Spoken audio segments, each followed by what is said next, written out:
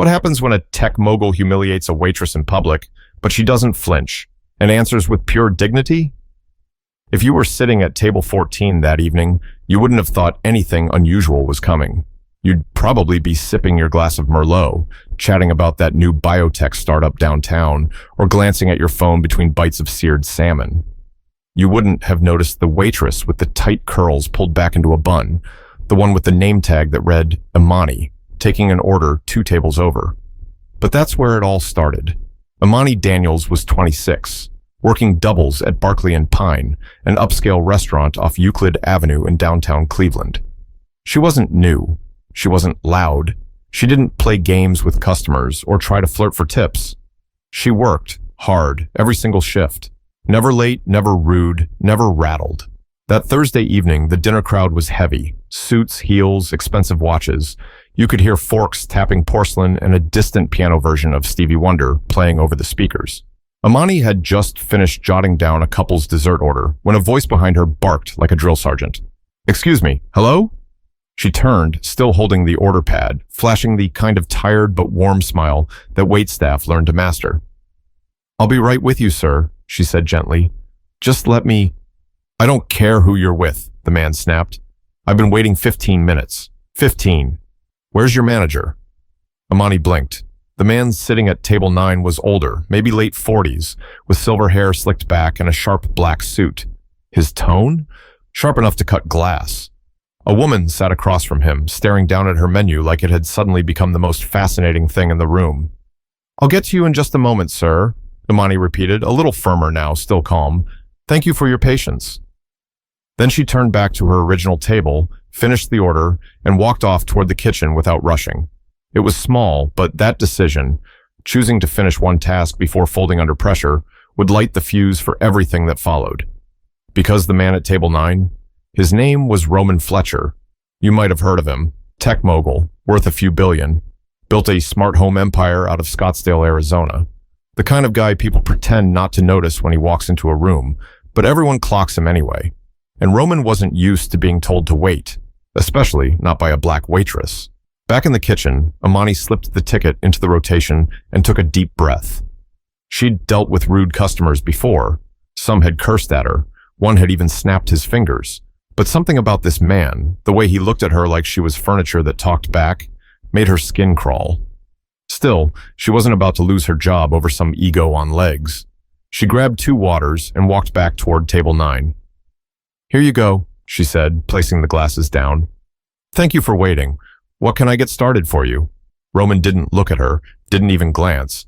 He stared straight ahead as he said, "Well, isn't that impressive? You can speak and serve drinks. Should I clap?" The woman across from him winced. Several diners paused mid-bite. Imani didn't blink. "Would you like sparkling or still?" she asked, her voice even. That's when he laughed. A loud, hollow kind of laugh that didn't sound real. Then he turned his head, finally locking eyes with her.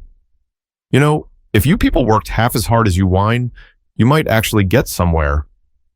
The room didn't just quiet down, it froze. One waiter stopped pouring wine. Someone's spoon clinked against a bowl and no one moved to pick it up. It wasn't just what he said, it was how loud he said it, how sure he was that no one would say anything back.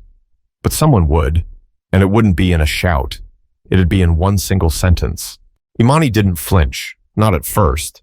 She just stood there, pen still in hand, pad half open, eyes locked on Roman like she was studying him.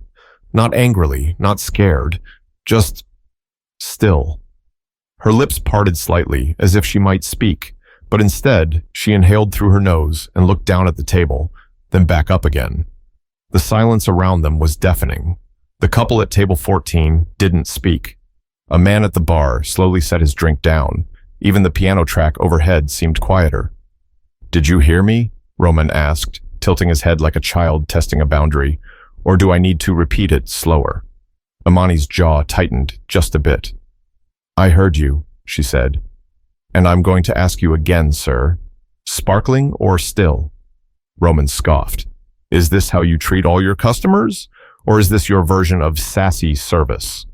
The sarcasm dripped, and Imani could feel it spreading across the floor like a spill no one wanted to clean up. She could sense her manager Thomas watching from the host stand, but he didn't come over. Not yet. Roman's date, maybe his assistant, maybe someone he barely knew, finally looked up, her voice barely a whisper. Roman, maybe we should… No, he snapped, without even glancing at her. I want to know what kind of training this place gives. Or maybe you skipped that part, sweetheart. Too busy tweeting about oppression, huh? There it was, the second slap, just as public, just as loud. And still, Amani didn't raise her voice. She placed her notepad slowly in the pocket of her apron and clasped her hands in front of her, standing straight, the way her grandmother taught her to when speaking to someone who's already made up their mind about you. Mr. Fletcher, she said, her voice steady, the kitchen's backed up, but I'll get your order in. I'd recommend the blackened sea bass tonight, it's fresh. Blackened? Roman grinned, clearly amused by the word choice. Fitting. That was it. That was the third time. And the line had been crossed so far back, it wasn't even in sight anymore. Amani stared at him, but not like she was trying to challenge him. It was more like she'd already made peace with the situation. Her face didn't twitch. Her fingers didn't curl. There was no fire. Just this grounded stillness, like a tree refusing to be bent by the wind. And then came the sentence. One single line, softly, clearly, and loud enough for everyone nearby to hear. She looked at him and said, You must be exhausted, carrying that much hate into every room. No yelling, no insults, no theatrics, just truth. And it hit like a slap across marble. The silence that followed didn't feel like shock. It felt like realization, like someone had turned on a light in a room everyone had agreed to keep dark. Roman blinked, just once. For the first time, he didn't have anything clever to say. His mouth opened slightly, but nothing came out. The woman across from him stared at Amani like she'd just witnessed something holy and terrifying all at once. The man at table 14 sat back in his chair slowly, and then, from a corner booth, someone exhaled the word, damn. The tension didn't disappear, it shifted, like the moment when a storm passes overhead and the air is still heavy but quieter. But Roman wasn't the type to sit with shame, he was the type to fight it. And that's when things really got messy. Roman blinked again, slower this time, like he couldn't process what had just happened. He opened his mouth like he might fire back with another insult, but his words stalled. His confidence didn't seem so smooth now. It was cracking. It's a strange thing when someone used to power realizes they've lost control of the room. You think that was clever? He finally muttered, but his voice wasn't steady anymore. It was smaller, almost like he was trying to convince himself. You think saying something poetic makes you smart? Amani didn't answer. She didn't need to. The room already had. Thomas, the manager, stepped forward from the host stand at last. He was tall, bald, wore his shirt tucked so tight it looked starched. Normally, he didn't interfere with customers unless someone threw a drink or flipped a plate. But this had gone far enough. Is there a problem here, sir? He asked, standing just behind Amani now. Roman straightened up in his seat, trying to reclaim his posture, his edge. Yeah, there is. I've been insulted in your establishment, publicly. Thomas didn't even glance at Amani. His eyes were locked on Roman's. By whom? Roman gestured toward Amani, almost laughing. Who do you think? Thomas blinked. Because from where I'm standing, all I saw was a young woman doing her job, and a grown man trying to humiliate her for it. The woman sitting with Roman, her name, it turned out, was Eliza, looked over at Thomas and nodded slightly. She didn't say anything wrong. Roman turned on her now. Oh, so now you're on her side? I'm not on anyone's side, Eliza said quietly. I just don't want to be part of whatever this is. You could feel it then, that shift. The one where everyone in the room silently agreed. He wasn't just rude, he was out of line. Not because of one comment, but because he'd revealed something about himself that money couldn't hide. I'd like to ask you to lower your voice, Thomas said, still calm but firmer now. Or we can have this conversation outside. Roman narrowed his eyes. You kicking me out? No, Thomas replied. I'm offering you the chance to stay. With respect. And that's when Roman lost it. Oh, give me a break, he spat. This whole performative little act. Everyone in here pretending like they're morally superior just because I said what they were already thinking. A gasp. Someone actually gasped. He looked around the restaurant like he was daring someone to challenge him. You all want to play Saints tonight? Fine, clap for the waitress. Maybe even give her a standing ovation. That'll make you feel better on the drive back to your overpriced condos. He laughed again, but this time it was shaky, angry, desperate.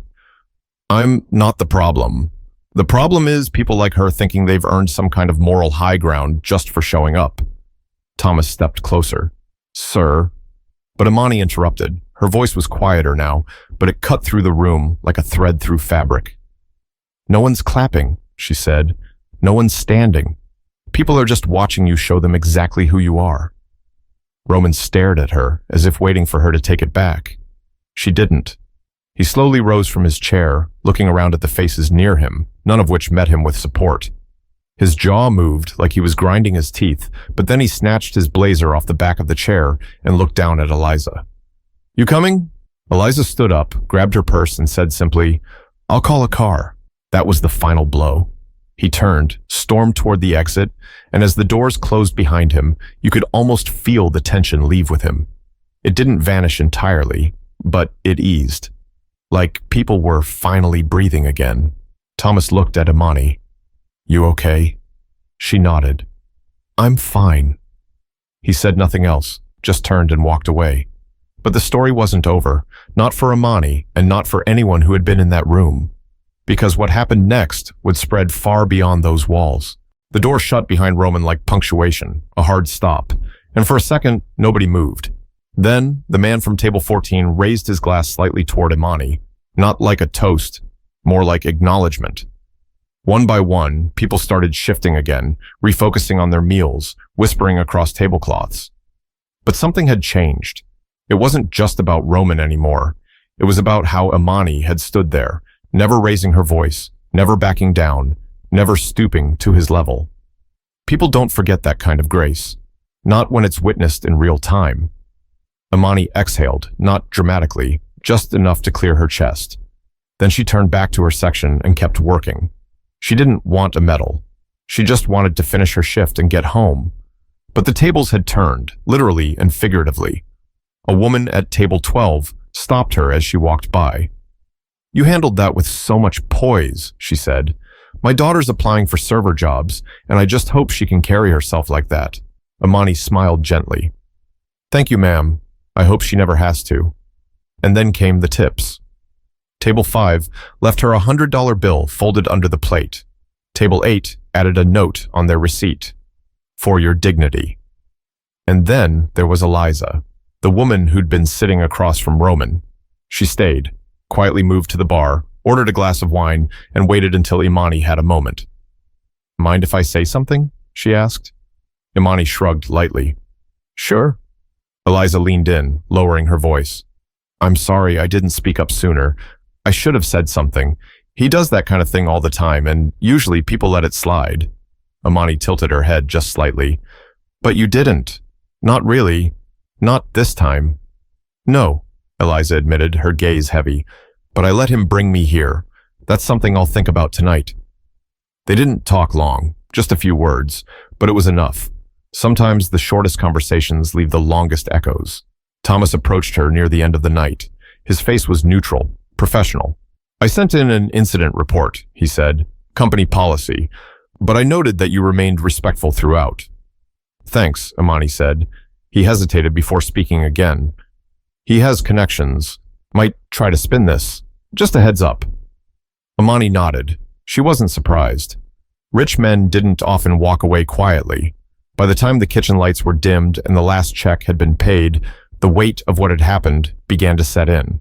Not like a crash, but like a slow, sinking warmth in her chest. She didn't feel victorious. She felt still, like her feet were exactly where they were supposed to be.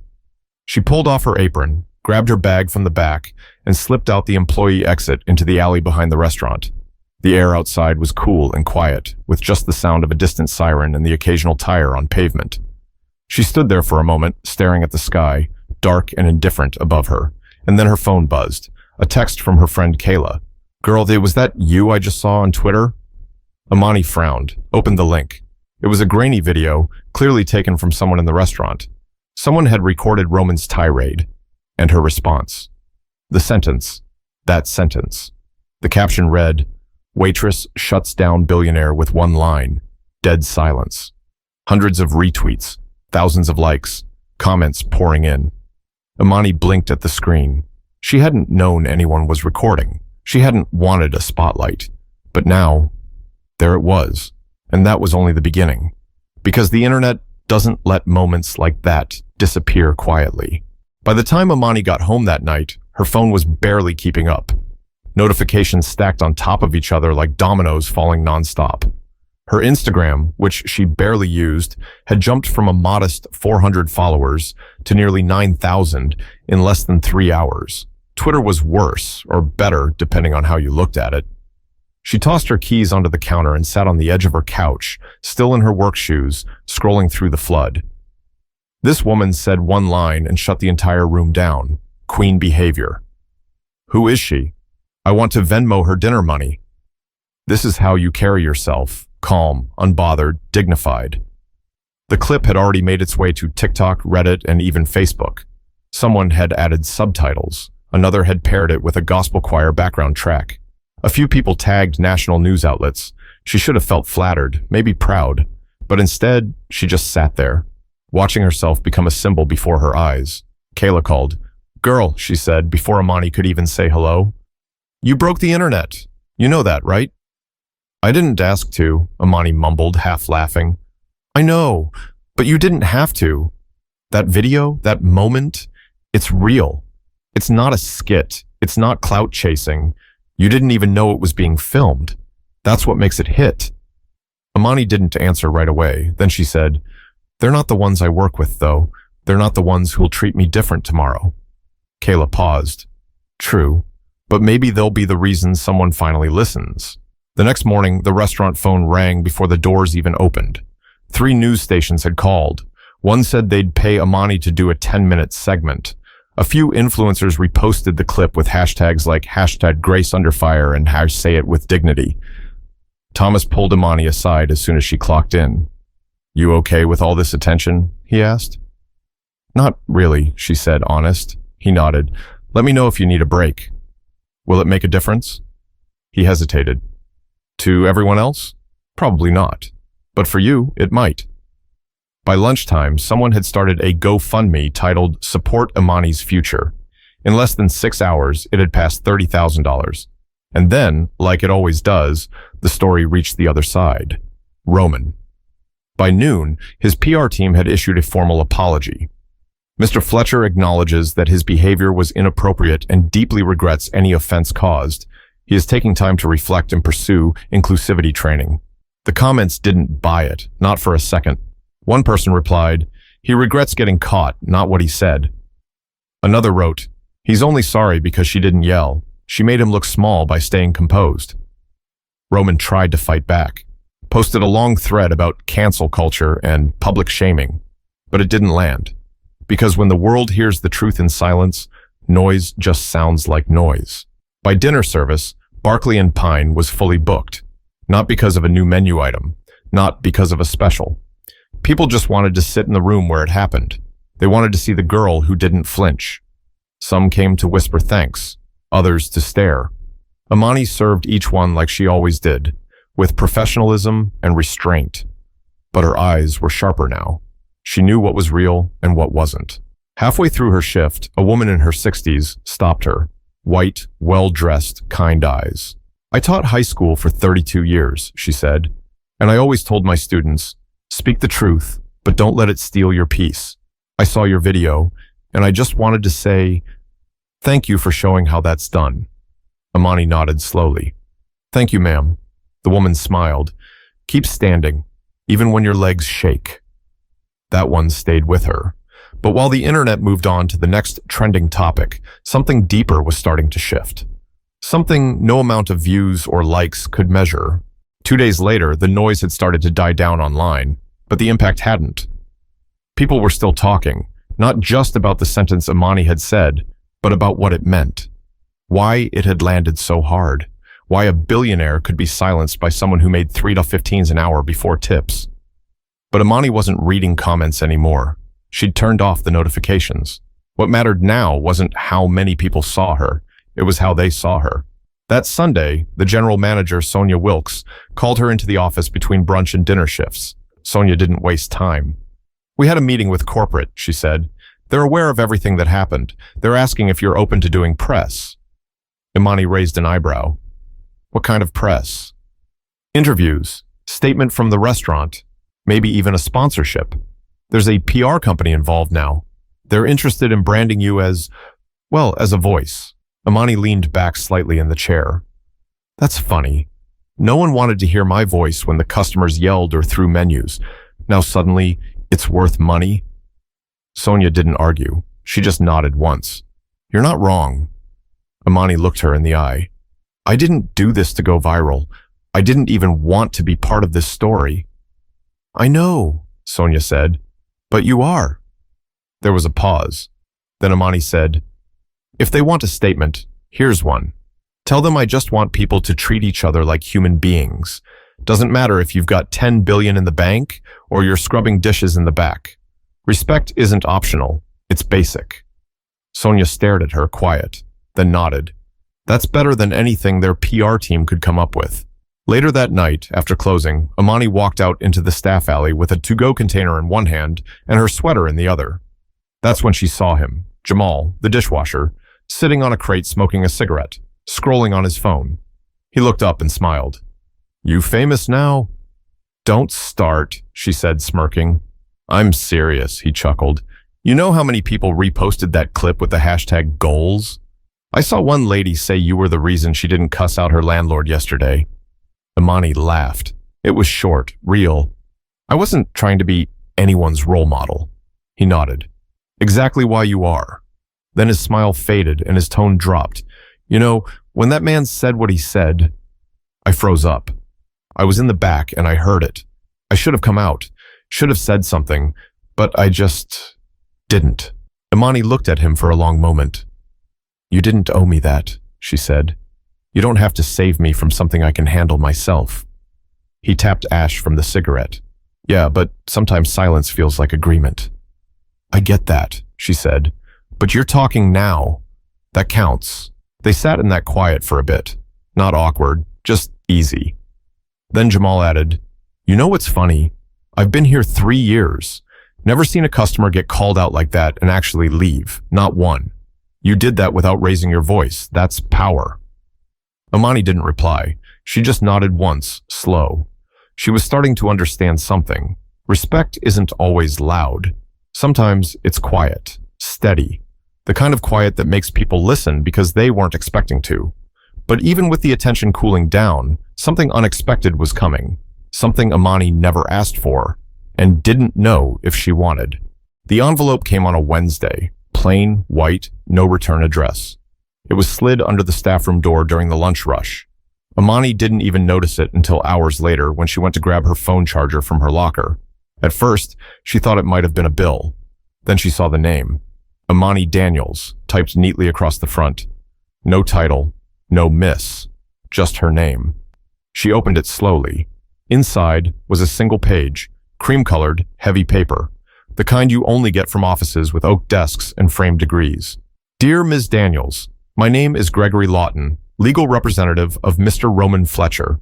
I've been asked to reach out on his behalf following the events of last Thursday evening at Barclay and Pine. Mr. Fletcher wishes to offer his formal apology, both privately and, if agreeable, publicly. He is prepared to meet in person or through a written statement, depending on your preference. This message is extended in good faith and with full respect for your dignity and autonomy in choosing how to proceed. There is no legal action being pursued, nor is any expected. Mr. Fletcher simply wishes to make amends." Imani stared at the paper for a long moment. Her hands didn't shake. Her chest didn't tighten. But something in her gut turned, like sour milk. She folded the letter and put it back in the envelope. That evening, she sat across from Kayla in their favorite corner booth at Miller's Grill in Akron. The kind of spot with plastic menus and lemon slices on every glass. No cameras, no whispers. "You gonna meet him?" Kayla asked after reading the letter twice. Imani shook her head. "I don't need to look that man in the eye again." "Then what? Ignore it?" "I'm thinking about it." Kayla leaned forward. "I mean, if he's really sorry, maybe it's a chance to—" "Kayla," Imani interrupted gently, "this isn't for him. That whole thing wasn't about his redemption.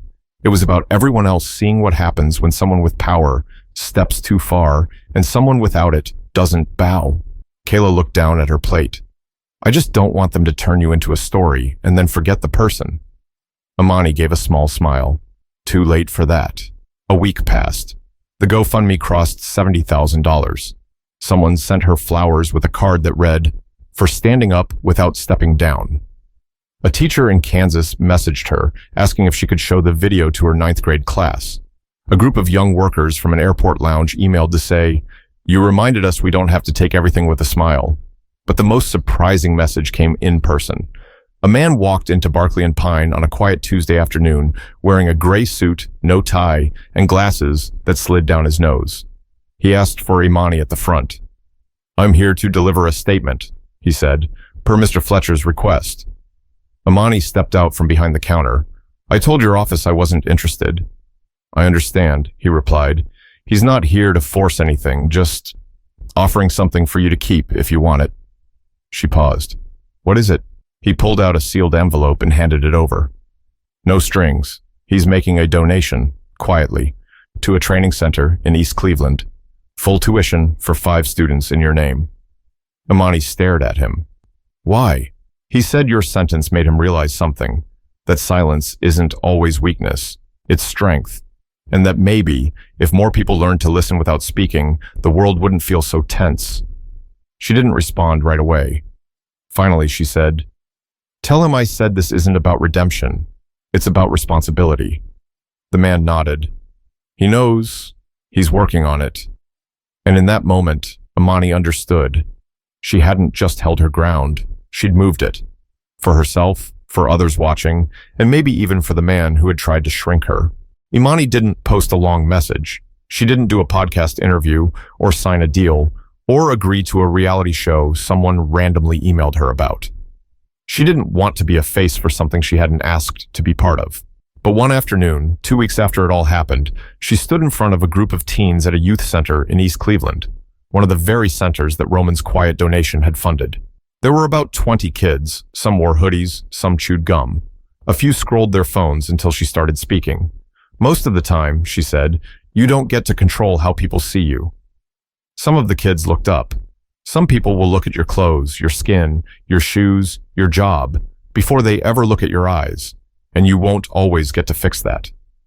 She took a breath. But you can control what you say, and how you say it, and sometimes that's louder than shouting. They were quiet now. "I wasn't brave because I wanted to be," she continued. "I was just tired. Tired of being talked down to, tired of being expected to swallow it, and one day I just didn't." A girl in the front row raised her hand. "What happened after you said that line?" Imani smiled. "I got silence. The kind you can feel. The kind that makes a man with all the money in the world realize he can't buy back respect." A few heads nodded. Someone in the back muttered, "That's cold," like it was a compliment. Imani ended her talk the way she always wanted to, on her own terms.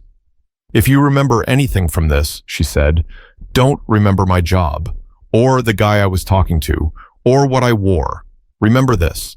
Sometimes your calm is your strength. Your quiet is your fight. Your dignity is your line, and no one gets to cross it without your permission." Afterward, she walked out into the parking lot alone. No applause, no cameras, just her. The sun was setting slow and soft. She sat on the hood of her car and looked up at the sky, not waiting for anything, just breathing. Her phone buzzed again. She ignored it, because for the first time in a long time, she wasn't just reacting to the world around her. She was shaping her own. Not because of what she said, but because of how she said it, and who she refused to become in the process.